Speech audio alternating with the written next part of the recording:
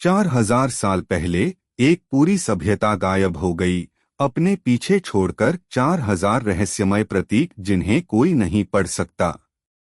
ये केवल बेतरतीब निशान नहीं हैं, ये मानवता की सबसे बड़ी अनसुलझी पहेलियों में से एक हैं। एक लेखन प्रणाली जो साक्षरता की शुरुआत के बारे में हमारी सारी जानकारी को बदल सकती है। आज के पाकिस्तान और उत्तर पश्चिम भारत के धूप में तपे खंडहरों में पुरातत्वविदों ने हड़प्पा सभ्यता के अवशेष खोजे हैं, जिसे सिंधु घाटी सभ्यता भी कहा जाता है।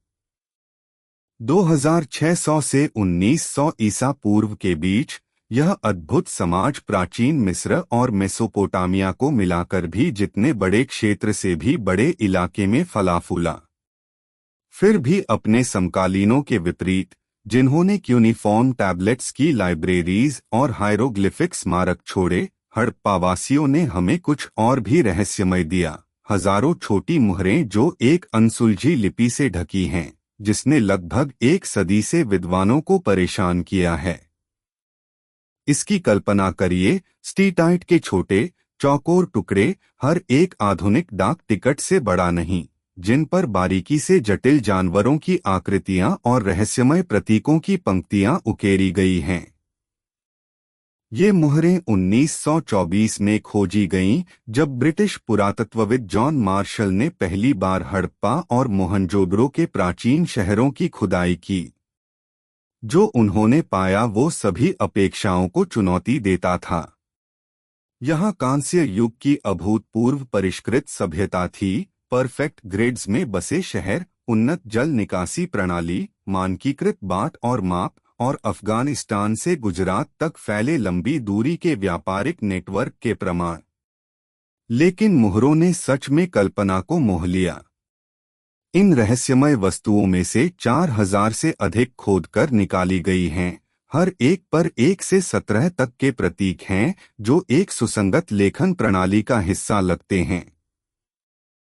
प्रतीक खुद में मनमोहक रूप से सुंदर हैं। स्टाइलाइज्ड मछलियां, जियोमेट्रिक पैटर्न्स जो शायद संख्याओं को दर्शाते हैं, इलैबोरेट हेडड्रेसेस में मानव आकृतियां, और ऐसे जीव जो वास्तविकता को मिथोलॉजी के साथ मिलाते लगते हैं।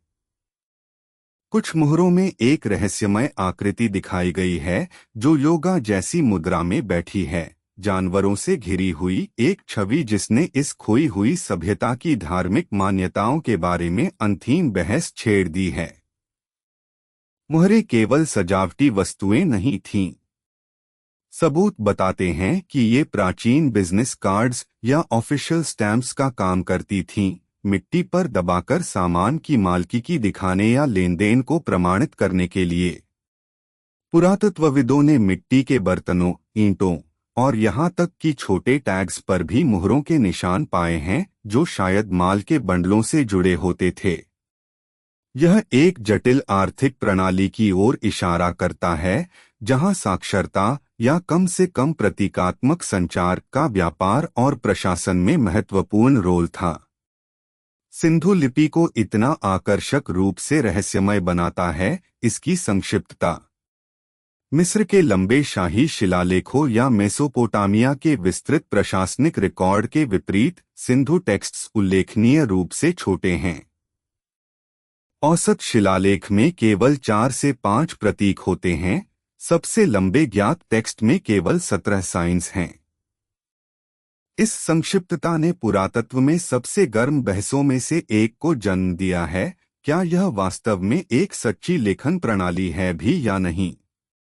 कुछ विद्वान तर्क देते हैं कि सिंधु प्रतीक एक पूर्ण विकसित लिपि को दर्शाते हैं, जो बोली जाने वाली भाषा की बारीकियों को रिकॉर्ड कर सकती है। वे प्रतीकों के सिस्टमैटिक तरीके से जुड़ने, उनकी व्यवस्था को नियंत्रित करने वाले स्पष्ट ग्रामेटिकल रूल्स और अलग-अलग साइंस की शुद्ध संख्या की ओर इशारा करते हैं। लगभग 400 डिस्टिंक्ट प्रतीक, जो इजिप्शियन हायरोग्लिफ्स या मेसोपोटामियन क्यूनिफॉर्म जैसी लोगो सिलेबिक लेखन प्रणालियों की टिपिकल रेंज में आता है। दूसरे संशयवादी रहते हैं।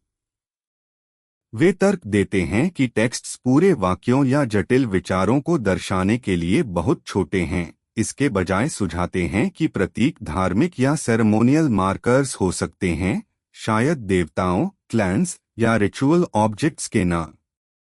डिसिफरमेंट की चुनौती बिलिंगुअल टेक्स्ट्स की पूर्ण अनुपस्थिति से और भी बढ़ जाती है। रोजेटा स्टोन का पुरातत्व इक्विवेलेंट जिसने इजिप्शियन हायरोग्लिफ्स को अनलॉक किया था। एक ज्ञात भाषा के बिना की का काम करने के लिए विद्वानों ने स्टैटिस्टिकल एनालिसिस, पैटर्न रिकॉग्निशन और कंप्यूटर मॉडलिंग के माध्यम से कोड को क्रैक करने की कोशिश की है। लिपि का सबसे दिलचस्प पहलुओं में से एक है विशाल हड़प्पा क्षेत्र में इसका स्पष्ट स्टैंडर्डाइजेशन।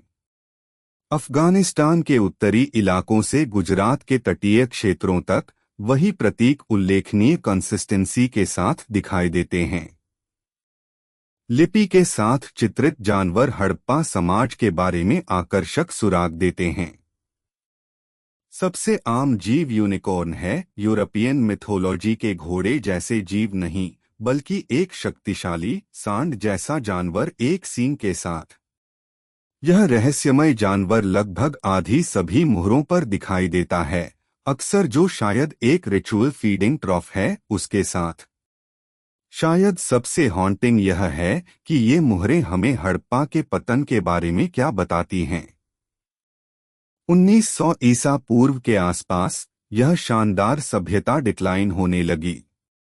शहर धीरे धीरे छोड़ दिए गए, व्यापारिक नेटवर्क कोलैप्स हो गए और परिष्कृत अर्बन कल्चर जो 7 सदियों तक फली फूली थी, बस फेड हो गई।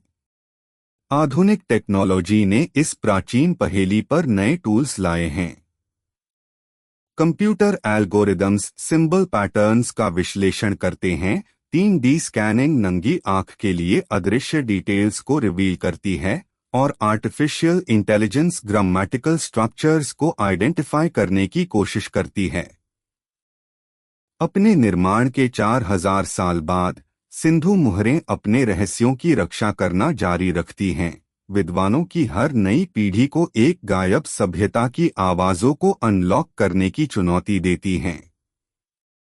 जब तक वो दिन नहीं आता, वे वही रहती हैं जो वे हमेशा से रही हैं, मानवता के दूर के अतीत से सुंदर रहस्यमय संदेशवाहक, ऐसे शब्द लेकर जिन्हें कोई जीवित व्यक्ति नहीं पढ़ सकता। अगर यह कहानी पसंद आई हो तो चैनल को सब्सक्राइब जरूर करें और बेल आइकन दबाना मत भूलिए। मिलते हैं अगली कहानी में।